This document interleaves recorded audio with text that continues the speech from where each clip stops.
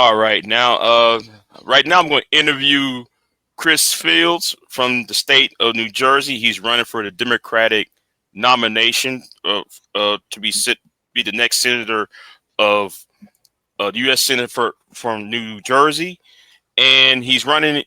Running against Cory Booker. How you doing, Mr. Fields? I'm doing great today, Jay. Thanks for having me. Yes, sir. What made you decide to oppose Mr. Booker in next year's election? Well, I've personally kind of been working like really on the ground and kind of community organizing and with the party for almost a decade. And leading up to this race, it was really startling, and it hit me just how ineffectual the establishment of the party can be.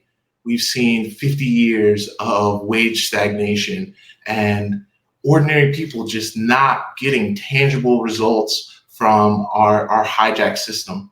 And I felt that it was good for the process and good for New Jersey to have to have a primary here, to offer the people of New Jersey in all 21 counties a real option. One of the kind of messages that came into the campaign, I'll read it for you here, came from someone, and this really touched me. He wrote, "Every day I worry about where my brother and I will be living in 6 months. Affordable housing is most important to me. Universal health care almost feels like a pipe dream at this point, but I'll easily vote for anyone who's trying to make it happen." And that's why I'm running. Every day people reach out to the campaign, they offer encouragement, they ask, how can they help? Right now, we are small. We're kind of like a snowball that's just starting to roll downhill. But we're getting bigger and we're getting better every day, and we're just committed to fighting for the ordinary people in New Jersey every day. All right. So now, earlier you mentioned community organizing. Yes. What type of community organizations you was a part of? What was your focus when you was doing community organizing? Can you please share what of your history in that field? Okay. So, I mean, I've worked with a lot of organizations, from helping food shelters across the state. Right now, actually, I am the communications director for an initiative in Newark with a church out there that focuses on feeding people every day and providing clothes to those in need. So I do have a lot of experience in this area, as well as kind of just traditional campaign experience, from working on campaigns from the local level to the presidential and most of in between. All right, and I heard you mention food, right? So, how are you going to address things like food scarcity, especially in the African American, low income, and also in other marginalized minority groups? How would you try to address food scarcity in New Jersey and elsewhere? Well, really, all forms of precarity, from housing to healthcare to food to education, right? These are the core of thriving communities, right? So we need to expand our current programs to make sure that they're working well. Mm-hmm. And we also need to look for new ideas to offer some new programs, right? I mean, we've seen the attack on SNAP benefits and food assistance most recently with this government shutdown, and that really affects some of the most vulnerable people in our communities, which is absolutely unacceptable. At the same time, that this Trump administration is giving trillions of tax benefits to the wealthiest Americans. So we really need to adjust our approach and make sure that we're focusing on providing those necessary services to ordinary people, to the 99%. And my next question is, and you mentioned it earlier. Oh man, my mind went blank. I lost my notes. How would you approach issues like I'm talking about SNAP, right? How who do you blame? Right, I'm asking. This is a better question.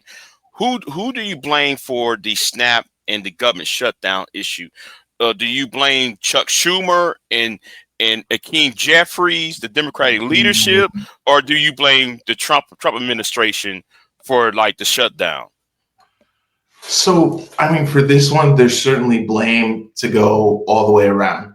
But at its core, the Republicans are in control of both houses of Congress as well as the presidency, right? So the core of the problem of the government shutdown is certainly on them, right? Now, Chuck Schumer, and particularly the Democratic leadership in the Senate, right? The goal of the shutdown was to fight for healthcare for people, right? To make sure that these subsidies that are going to lead, millions of Americans now are threatened with having their insurance premiums double or triple, and so to go through all of that effort of the government shutdown, which really hurt a lot of people, and to come away without the securing those benefits for healthcare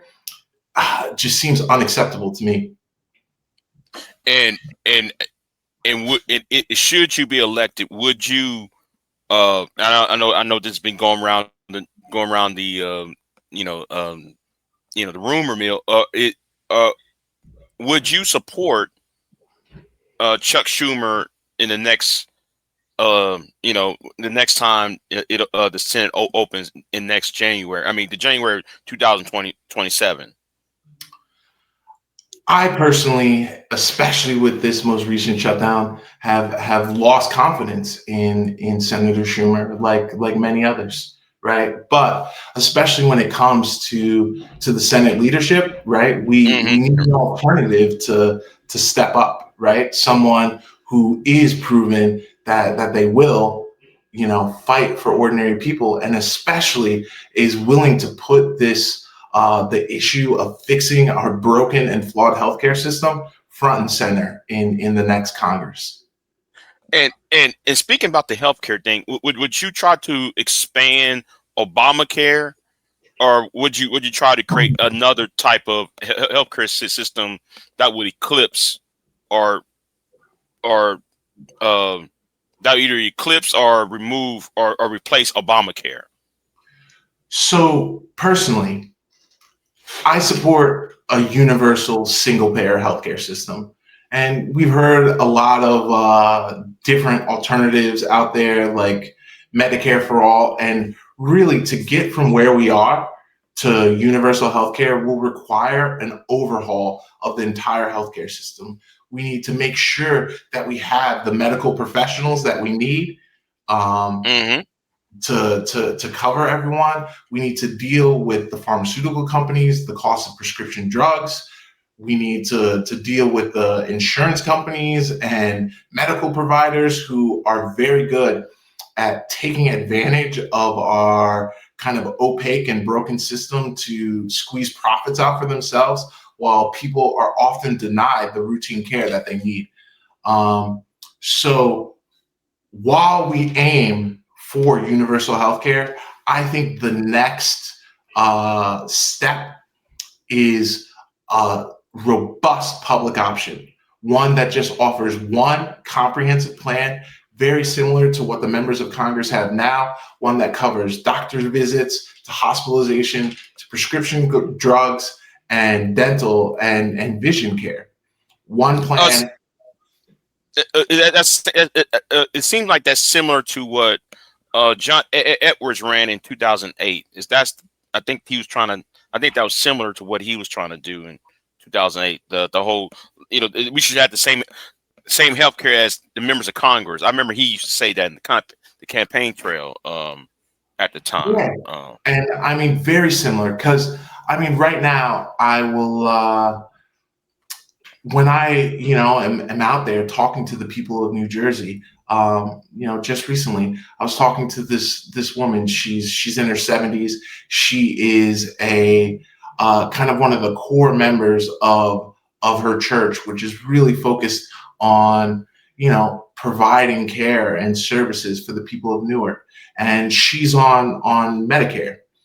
And she was telling us how she suffers with diabetes, and that her insurance is denying her to cover a continuous blood glucose monitor, something that would drastically improve her quality of life and allow her to better maintain and manage her condition, all for the reason that they say because she's not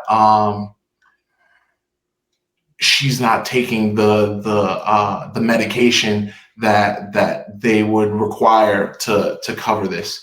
And unfortunately, this situation is not isolated. So many people are suffering that even when they have healthcare coverage, when they have Medicare, Medicaid, when they have access to kind of the ACA marketplace, that even once they have this coverage, they're just denied routine care for these silly reasons. So we really need to streamline the system to come up with this one comprehensive plan, just like you mentioned John Edwards, and I'm advocating for something very similar. One plan. Right. Because when you said that, right, that kind of reminded me of John Edwards, 2008 president run about everybody should pay the, we should have all the same health care as the members of Congress. So I'm still keep on this healthcare part. Now, since the United Health, when this I forgot the guy, the Luigi guy who assassinated the CEO of that corporation for not how would you punish healthcare companies and corporations that deny coverage? How would you punish them? Would you do antitrust laws, or would you try to do some criminal investigations? How would you try to remedy that that aspect of the healthcare issue? So I think that this is absolutely crucial with having a robust public option. So what that would do, right? And yes, we're going to need changes to, get a federal bureau that's capable of kind of providing that same service that insurance companies provide now, right? But it would remove the kind of the profit motive that these insurance companies are able to kind of maneuver, which really ends up hurting ordinary people, right? So in having a robust public option where the government can provide that service will, I think, go a long way to keep the current insurance companies honest while we move towards a universal single payer system. Okay. And the next question I'm going to ask: how would you fund it? Now on your website you said something about taxing the 70% tax, tax the wealthy for about 70%. Is that okay? That's the goal? Okay, so for universal healthcare, right? These are slightly separate issues here. Universal healthcare should actually be cheaper than our current system. If you compare to something like the UK or Canada, because they have their government providing this core service that we have in different insurance companies providing now for profit, that actually brings the cost down per person. So really, a universal healthcare system would pay for itself just by changing the kind of the fundamental makeup of our current system. Now, well, go ahead. I was going to ask you a question. Go ahead.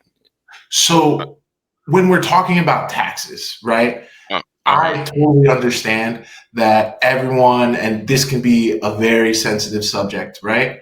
And when it comes to the wealthiest Americans, there is a connection between kind of the 50 years of stagnating wages and ordinary people struggling to afford everything from groceries to housing, healthcare, and education, and what we've seen as this concentration of wealth at the very top of our system. And so what I mentioned about the 70% is that over the past 50 years, right? So if we go back to 1975, the top marginal tax rate was 70%, right? Today, the federal top marginal tax rate is 37%. But we have billionaires like Elon Musk who, instead of even, they're getting paid in stock. And I know recently it's been in the news about he's negotiated this $1 trillion payment package for him. And so instead of even selling that stock and paying the even lower capital gains rate, they instead go to a bank and borrow against the stock and end up avoiding paying taxes almost altogether. And so our system that's supposed to be progressive taxation, right? The more money you make, the higher percentage you pay, has really broken at the very top. And so, these billionaires, these super wealthy multimillionaires are not paying their fair share. So we need to balance the scales. And essentially what I'm advocating for is to, above $1 million a year, to tax them on their total compensation. So we're just closing all loopholes, getting them to pay that 37%. When Warren Buffett kind of famously said that he pays a lower tax rate than his secretary, I think that's absurd, right? Okay. Let's get the billionaires paying the same rate of taxes as their secretaries, as everyone else. And that will go a long way to make sure that our government has the funds to provide services, needed services for everyone else. Okay. And I think moving on. So about the automation, since we're on this jobs, right?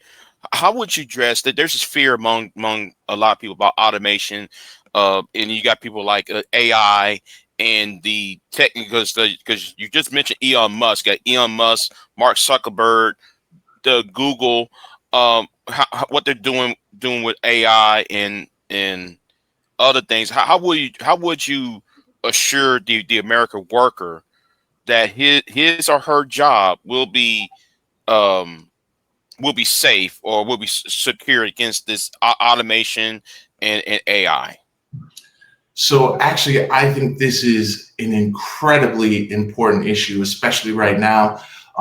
We've seen utility prices in New Jersey absolutely spike for ordinary families. And this was actually one of the major issues that we kind of saw being discussed in the recent New Jersey governor's race. But one of the things that I was really missing from the conversation is how they avoided talking about the reason why. And what we've really seen over the past year or two is these AI companies building these data centers. And as of 2025, the kind of AI data center build out is essentially around 90% of the economic growth in the entire country.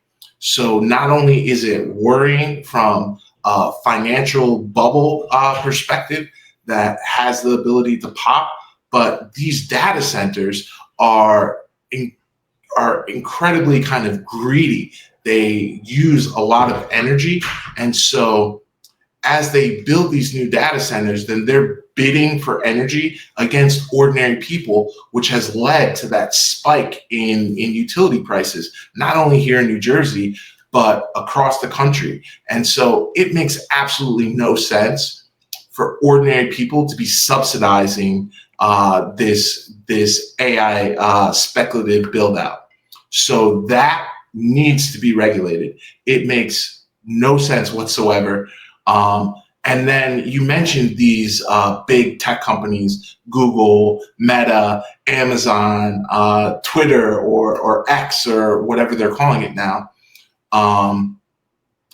And we've seen their kind of, at least what I think is a very scary vision of the future, where they're talking about these, their products kind of taking jobs and leading to automation. But in no way, shape, or form have I heard them talk about how that will be good for ordinary people, when they are the ones that own this technology, and would gain all the benefits. And I know that there has been this kind of persistent message out there about kind of technology and how it will be the solution to our problems.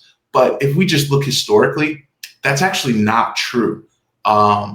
Technological innovations do not affect the existing social relationships. If anything, they intensify them.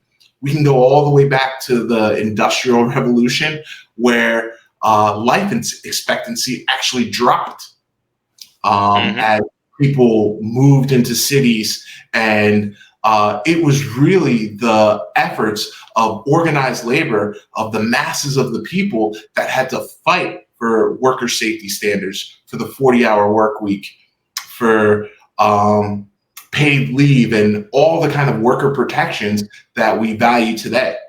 And so we need to be very careful with AI. And I am very afraid that our current Congress is asleep at the wheel, instead of actually looking into effective regulations to make sure that these big tech companies, their products actually work for us. It's the exact opposite. They're actually proposing legislation that would stop states from being able to come in and regulate these very clear problems that we're already starting to see in the AI big tech industry. And really, we've also seen a very concerning kind of concentration of this market, and they're acting very monopolistically. They need to be broken up. And we need to make sure that regulations are in place for AI in particular, to make sure that this technology is a net benefit for ordinary people, and not just these tech billionaires.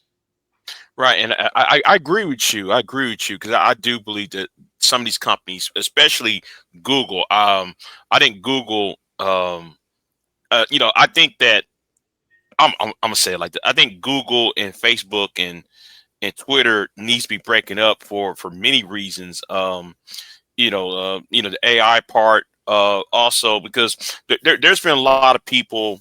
If you on YouTube, and you got people talking about AI slop, where AI is changing facts, or when I say changing facts, they're creating fabrications with information about history. And you got some content creators who does videos on history. They're complaining about AI slop, and how they're misinforming people about certain events and everything. And I would like to see that to be addressed as well, because I think the internet should be a tool for good, and not a tool just for um putting out information disguised as being authentic.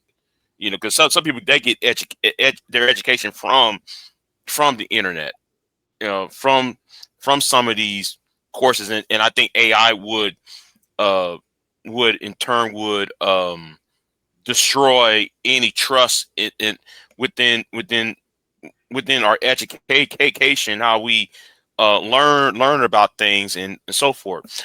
Oh, and here's a question I would like to ask though. What is your opinion on because Andrew Yang, who ran for president in 2020, I think it was 2020, I think, or 20. What is your opinion on UBI, Universal Basic Income? What's your opinion on that? So I think that it's certainly an interesting idea, right? But some of the problems that I see with universal basic income is that universality. Instead of focusing our resources on the places that we need it most, right? This idea of it going to everyone. I don't see the support for it in the Senate or in Congress. I think focusing on universal health care, focusing on even a universal or, you know, under a certain income requirement, 100K, 150K a year for universal pre-K, that these ideas are more feasible to get through Congress, and I think they would have a better effect in helping ordinary people improve the quality of their lives. Okay, so I'm gonna move on to, I think we already talked about the Mexican policies already. Hope I don't leave anything unturned for that. If not, though, I might return. If something else come up in my brain, I'll circle back around. I'll circle the block on that. So when it comes to foreign policy, and I'm not sure if you saw the troll that went to that church where your opponent Cory Booker was at in Washington D.C. and he put on a Bitchute Nahu mask and he was dancing in front of Senator Booker. Mm-hmm. What is your opinion on what needs to be done between the Israelis, primarily the Benjamin Netanyahu's government, his Likud party? How would you approach them and the massacring of the people in Gaza? So for this, and I think this is, we've all seen, you know, and the world has watched this horrible genocide take place over the past 2 years against the Palestinian people. And Cory Booker, my opponent, has consistently supported, he's voted again and again to send billions of dollars of weapons that were used to commit this massacre, which I believe is absolutely untenable. I think it's one of the primary reasons that you know we he needs to go. Now, I know that as well, people are talking about kind of Trump's ceasefire, right? Or the ceasefire that they've organized, which is highly problematic. It's essentially already been broken. We have, you know, bombs in multiple occasions already kind of dropping again and killing the Palestinians.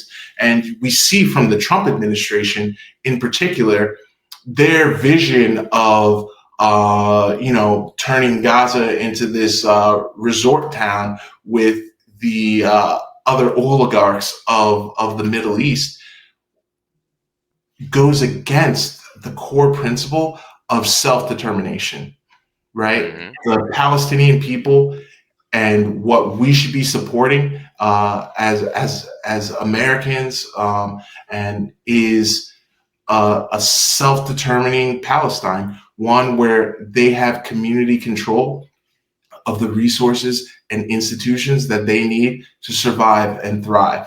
One where they can elect a real government to represent themselves and come forward onto that world stage and negotiate a solution for themselves. This idea, this very paternalistic idea that the United States and the Israelis and a few other governments can kind of come in and decide the future for the Palestinians seems like the wrong course to me, right? That a lasting peace is going to require that the Palestinians have self-determination.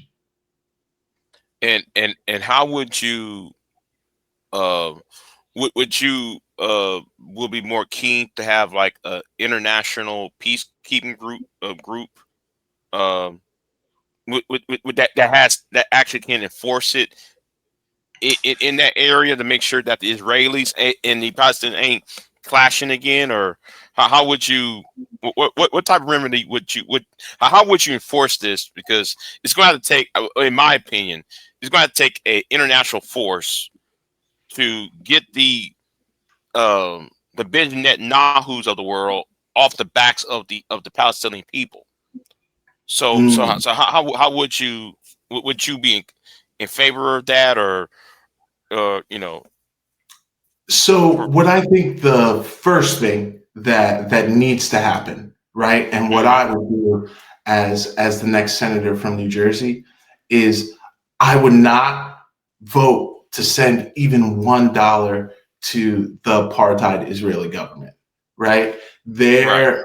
Their atrocities that they're committing is being done with the support of the United States to the tune of billions of dollars. So removing that support, right, will drastically reduce their ability to engage in these kind of consistent acts of aggression against the Palestinians.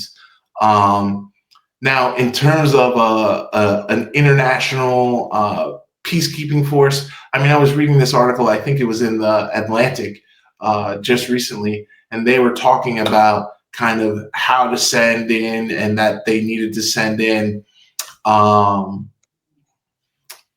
kind of private military contractors, right? Hmm. um, and set up a force like this.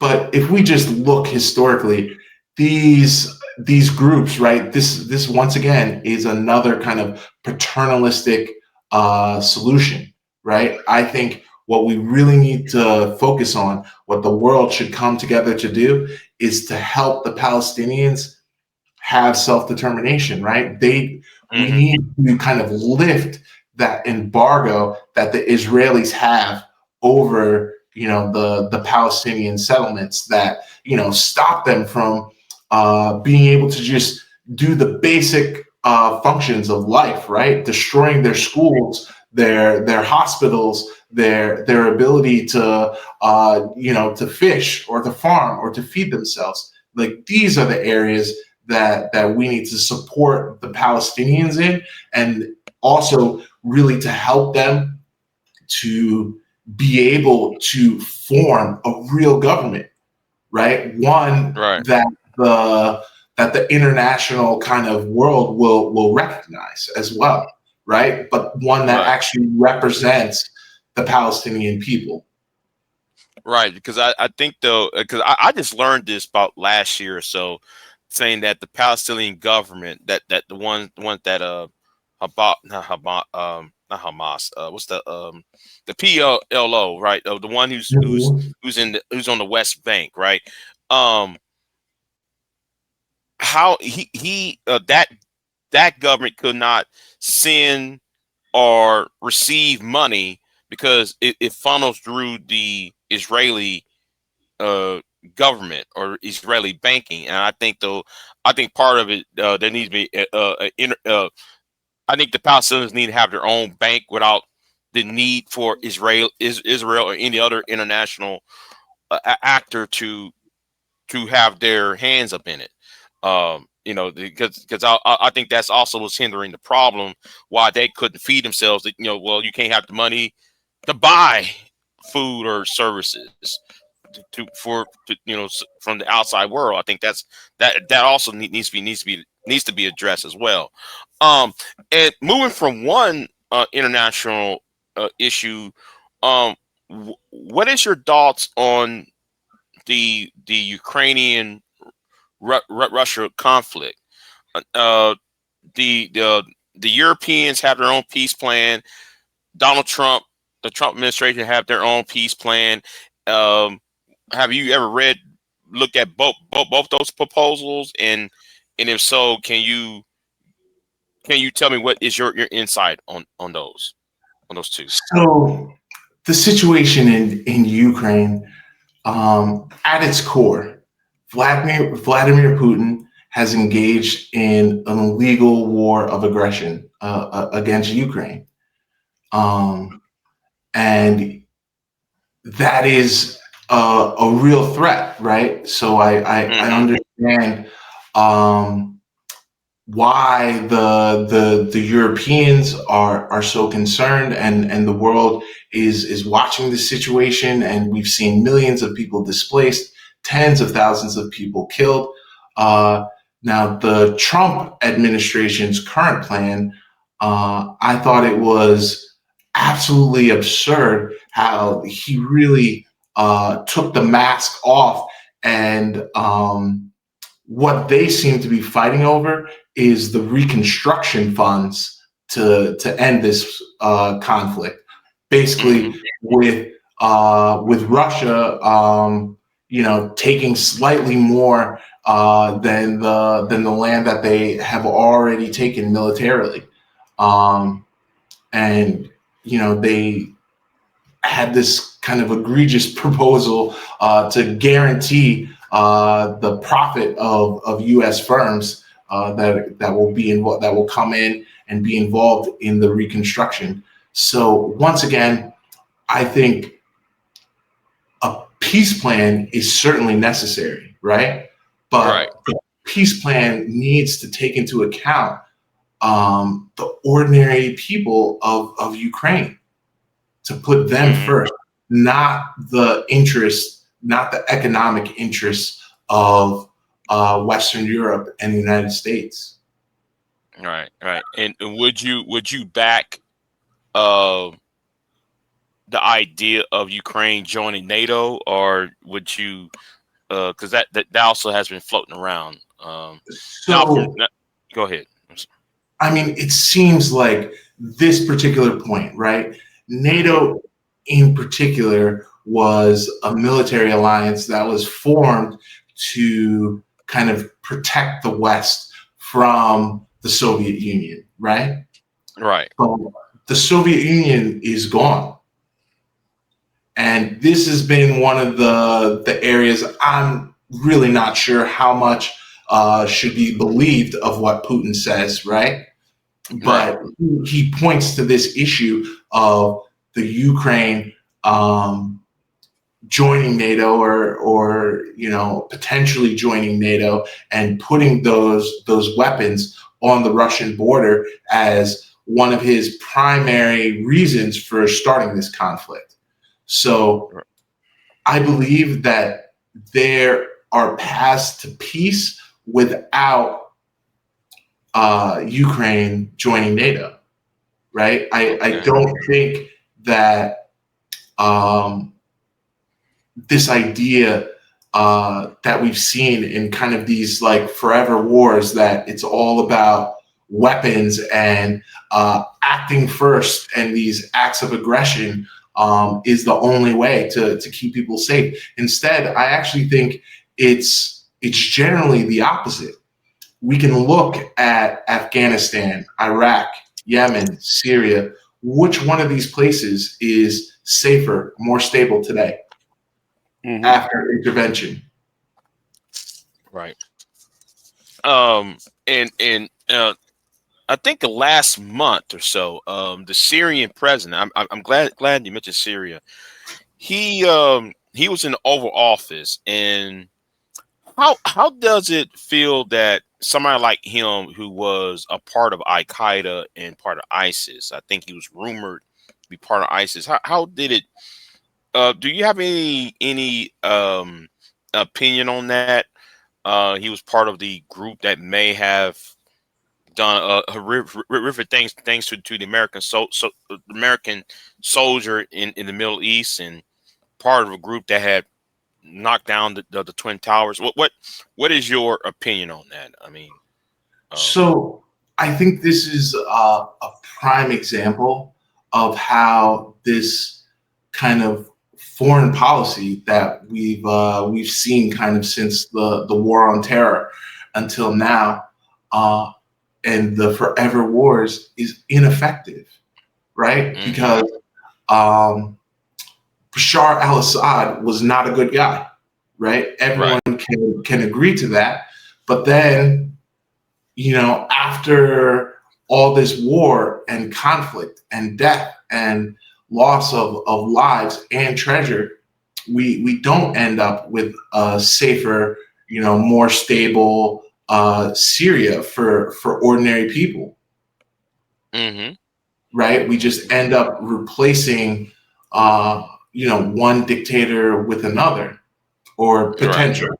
It's still early. We'll see how he does, and I hope it doesn't go in that direction.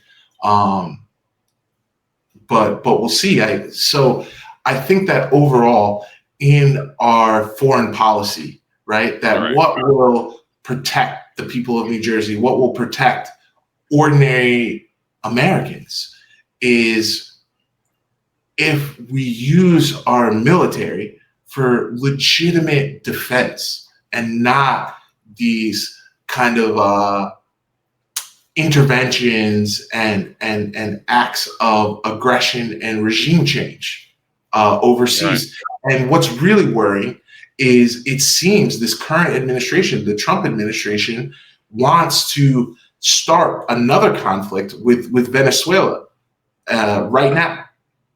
Right, and that's gonna lead to my other question, though. To my other foreign policy question. Since with the boats that's being destroyed, the people who have survived the bombings of these speedboats, they're being again bombed as they're being rescued out the water. Would you seek the removal of Pete Hegseth, the Secretary of Defense, and would you and speaking about the AI issue as well? I don't know about the Secretary of Homeland Security. This is a sidebar. Would you seek the removal of the Secretary of Homeland Security when she produced that AI video framing those young black men as being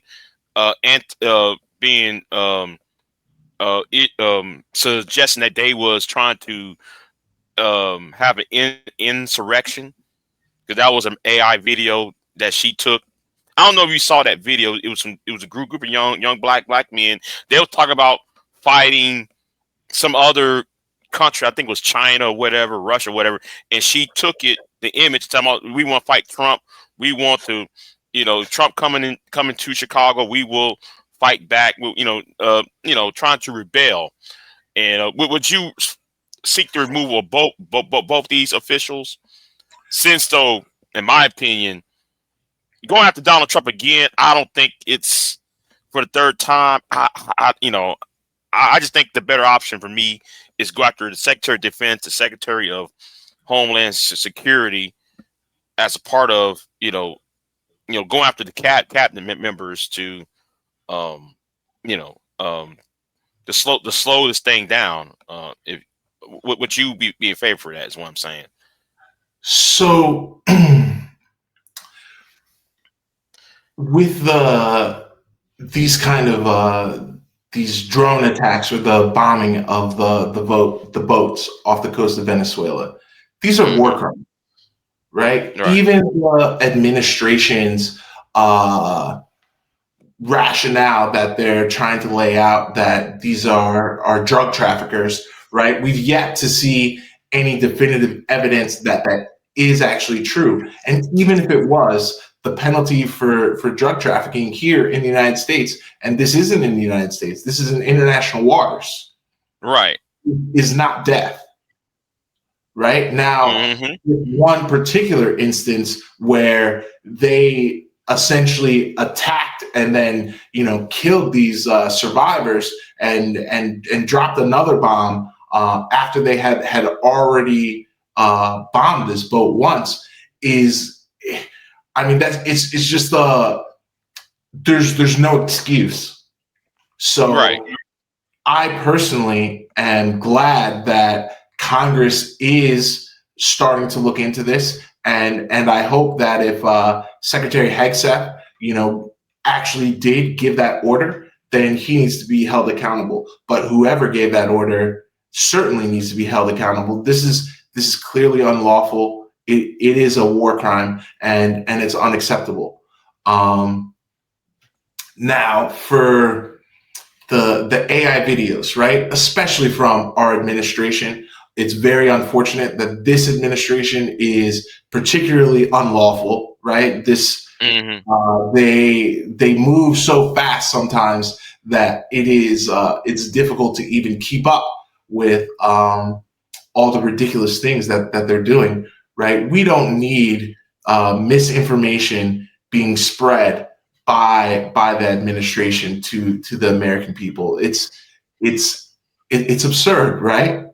Right. This Right. this is where people should be able to get good information, right? It should be one place where people can trust that they're being told the truth.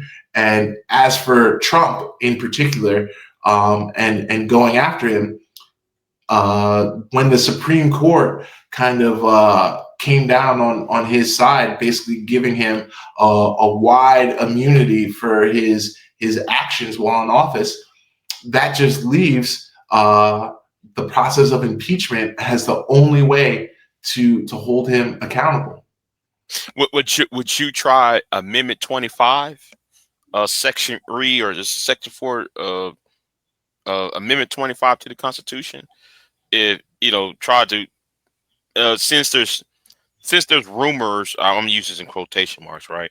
Of his mental state, would you try to seek Amendment 20, issuing Amendment 25? I think the House and Senate could do that to at least temporarily for 30 days, get him out of power for at least. I'm just saying. I'm just thinking up the top of my head on that issue. So I mean. So, I mean, we will really have to see. I think a lot of things will change with this upcoming midterm election, right? That if us, the Democrats, can take back the majority in the Senate, right? Then we will have a lot more power to really hold the Trump administration to account in a lot of ways, right? I am very clear and very open in my own opposition to Trump's policies. They are not what the people of New Jersey need. They are not. They don't benefit ordinary Americans across the country. Okay. Since the tragic death of Charlie Kirk, and the aftermath of it, I find it very troubling with the aftermath. What happened at Tennessee State University? We had that the wannabes in trying to invading. Tennessee State is a HBCU being attacked, and then you got some HCBUs bomb threats been issued out, and I think in NYU there was a text going out for black students that they were under attack. How would you address groups like this that are address issues when HCBUs are being attacked or black students being attacked since this issue, the aftermath of Charlie Kirk's demise? How would you go after those who try to harass, bully the student body in that regard? So one of the things that I thought was most egregious after the killing of Charlie Kirk was the rhetoric coming out of the Trump administration and even some members of Congress trying to label this and to rile people up that political violence in our country was this left-wing phenomenon, Mm-hmm. when that couldn't be further from the truth, right? The Right. Right. vast majority of the political violence that we've seen in the United States over the past 2 decades has actually been from right-wing extremists. And this is really counting violence by individuals, right? But we're in Mm-hmm. the process of seeing right now these masked men being sent out by the Trump administration, law enforcement members that are supposed to be protecting and serving our community, being the source of violence. Mm-hmm. And Right. so this is where the political violence that I think we need to be focused on, that we need to stop. Okay. And since I touched upon the Charlie Kirk thing, I'm going to more to the how conservatives are rolling back some of the laws. So how would you address the Dobbs case, that had ended Roe v. Wade? How would you uh, codify Roe v. Wade, or would you create a new law for guidelines for the right to choose for women's reproductive health? So I think actually this is uh, a core issue, something that we need to accomplish, as you know, in Congress and as a nation, right? These attacks on women in particular, and their access to reproductive health care, um, is very regressive. It's backwards, right? And what we've Mm-hmm. seen with the Supreme Court and this current court is they're peeling away kind of these protections, right? And not only this, right? They're also chipping away at the Voting Rights Act, at the Civil Rights Act, at affirmative action measures. Um, so I think we need federal legislation to protect women's rights, to reproductive health care. And me personally, right, when I say I'm pro-choice, I believe that women need access to reproductive health care on demand without apology. And not only that, right, they need access to dental care, to vision care, and healthcare more broadly. This is why we need universal health care. And at the same time, right, everyone else needs access to healthcare. And I know that many might think that this is just an issue that affects women, but that's not true. If we look throughout history, if we look around the world, uh, administrations or governments that impose these types of restrictions against women, and their bodily autonomy, they typically impose other regressive and restrictions against ethnic and religious minorities, members of the LGBTQ plus community. So when we allow these types of rights to be attacked, to be chipped away at, it hurts everyone. Okay. More about women's rights and such.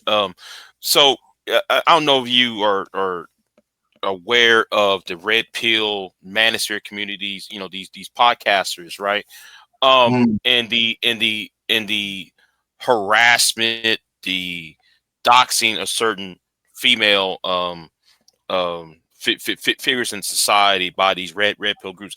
How would you address social media companies that um, engenders or encourage or push out these um, these hate group? I center the red pill community as a hate group, in my opinion. How would you address them, knowing that what the content that they push out goes against the terms of service and the community guidelines of some of these social media companies. How would you address these social media companies that pushes out these the Andrew Tates, and so forth out in the world?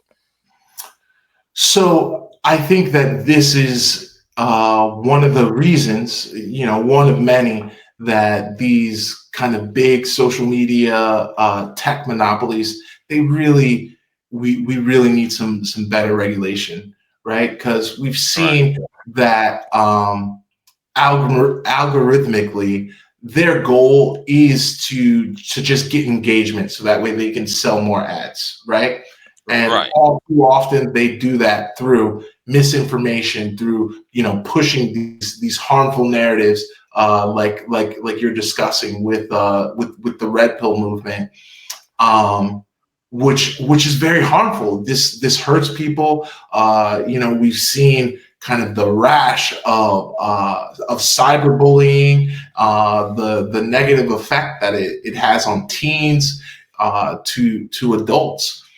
And so to allow companies to essentially profit and make billions of dollars when these negative consequences are so well documented and so obvious, we need to step in. We need legislation to change this and to hold them accountable. You mentioned kind of the terms of service. The one of the reasons that these companies can get away with profiting off of voices like Andrew Tate, is because that they have a monopoly, Mm-hmm. right? Mm-hmm. And so Right. breaking them up, letting them know that the regulators are paying attention, and that if they continue to engage in these types of actions, then there's real alternatives and real measures will be taken. I think will go a long way, right? Because we don't want our internet or our social media to just be this source for misinformation and spreading and propagating harmful narratives so Okay. that these tech billionaires can profit. Okay. So you and I are African Americans. There's been an issue about for the last 10 years, 10, 15, 20 years or more about reparations, right? Um, Mhm. what is your opinion about reparations? And if so, how would you do it? Because I remember the governor of Maryland, Wes Moore, vetoed a bill about reparations. I think he did it out of because he said we did this before, so he seek another avenue. Um, and I think he's been unjustly attacked by within the African American community about that because he already said it has been passed. So, well, anyway, how would you address the issue of reparations and other issues for even for the land grants for the Hispanic community as well? How would you address these issues about racial justice? How would you go about it? So first, I guess let me speak on reparations, right? We've seen, and what I find worrying is that there are some grifters out there on this issue, right? Mm-hmm. Um, Reparations has always been a broad movement of solidarity. And the core of reparations means to repair the harm done from the Ma'afa, slavery, to mass incarceration, and on the continent, from colonization to neo-colonization, from the islands of the Caribbean to the jungles of Latin America. Um, so to kind of try to just narrow down this issue and deform it into something that's almost unrecognizable, I find as very disappointing. Mm-hmm. But real politics, right? In the Senate, there is not the votes for reparations. So Cory Booker supports reparations, and I do as well. But there's, by my calculations, if we're just going off of people's public statements, there's less than 10 votes for reparations in the Senate. So Okay. I think what we really need to focus on is leaning into that broad history of solidarity. Because when those signs came down that read "No Blacks Allowed," the signs came down that read "No Irish, no Jews, no Italians" as well. So something that I think can be passed in Congress, I would call it kind of a anti-discrimination policy, because what we see all too often in our current society, Trump is a great example of this, right? You had federal investigators time and time again go into his apartment buildings, and they would send in a white agent and ask if they have vacancies, and they would treat them normally, say yes, give them a tour of the apartment, and then the same day, a half an hour later, they send in a black agent, and all of a sudden they have no vacancies. And we see this kind of repeated across our society in so many different ways, from housing to banking to education to employment, right? Women in particular getting paid 85 cents to the dollar, and our Black women and Latino women being paid even less. So I would support an anti-discrimination policy that allows people to bring forth their claims based on the historic patterns of discrimination, and just having to show that it affected them. And let's charge these companies, these banks, these housing firms, 3 to 4 times what that financial cost is, right? We don't have to just accept this blanket level of unfairness across our society. All right. All right. Well, I think I don't have any more questions to ask, Mr. Fields. I appreciate this hour comments and our discussion with you with this interview. So I appreciate Mr. Fields, and I wish you luck. So are y'all having any debates with the other candidates, or? So we will have to see. I'm ready and willing to debate Senator Booker in this Democratic primary. We'll have to see what Senator Booker has to say about that. Okay. And as of right now, I believe that myself and Senator Booker are the only kind of declared candidates that are actively, running and campaigning in this race.